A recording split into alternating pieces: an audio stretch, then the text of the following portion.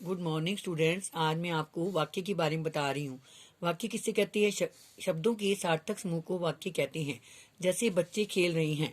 वाक्य के कितने अंग हैं? वाक्य के 2 अंग हैं, उद्देश्य, विधेय। उद्देश्य किससे कहते हैं? जिसके विषय में कुछ कहा जाए वह उद्देश्य कहलाता है। जैसे मान्या ने गीत सुनाया, इस वाक्य में मान्या उद्देश्य है, कर्ता को उद्देश्य कहते हैं। विधेय किसे कहते हैं?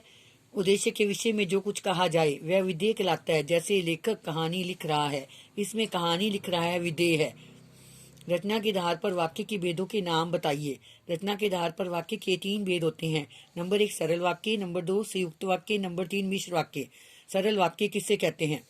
जिन वाक्यों में एक ही उद्देश्य तथा एक ही विधेय हो वे सरल वाक्य कहलाते हैं। जैसे निखिल खिलौने बनाता है, इसमें निखिल उद्देश्य है, खिलौने बनाता है विधेय है। संयुक्त वाक्य किसे कहते हैं? संयुक्त वाक्य जब एक से अधिक सरल वाक्य समुच्चय बोधक शब्दों द्वारा आपस में जुड़ी होती हैं तब वे संयुक्त वाक्य कहलाते हैं। जैसे शालू गा रही है और प्रिया नाच रही है, इसमें 2 वाक्य योजक से जुड़े हुए हैं और योजक है।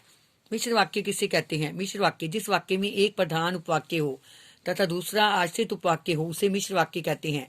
यहाँ प्रधान उपवाक्य में कर्ता और क्रिया के होने का तथा वाक्य पूरा होने पर भी उसका अर्थ प्रकट नहीं होता। जैसे गुरु ने आज्ञा दी कि सदा सत्य बोलना, इसमें गुरु ने आज्ञा दी प्रधान उपवाक्य है, सदा सत्य बोलना आश्रित उपवाक्य है।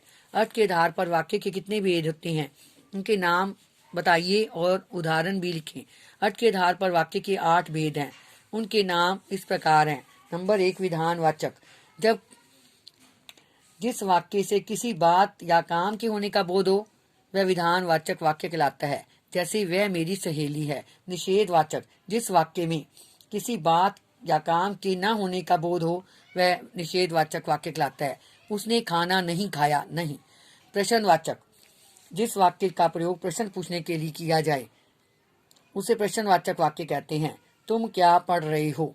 आज्ञावाचक, जिस वाक्य में से आज्ञा या उपदेश का बोध होता है वह आज्ञावाचक वाक्य कहलाता है। जैसे अपना कमरा साफ करो।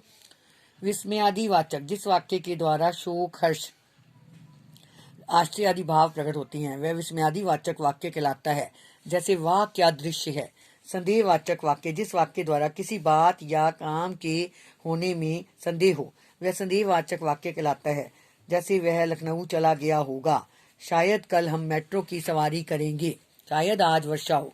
इच्छावाचक वाक्य, भारत, जिस वाक्य से किसी आशीर्वाद, कामना, इच्छा आदि का बोध हो उसे इच्छावाचक वाक्य कहते हैं। जैसे भारत प्रगति करता रहे, ईश्वर तुम्हें दीर्घायु प्रदान करे।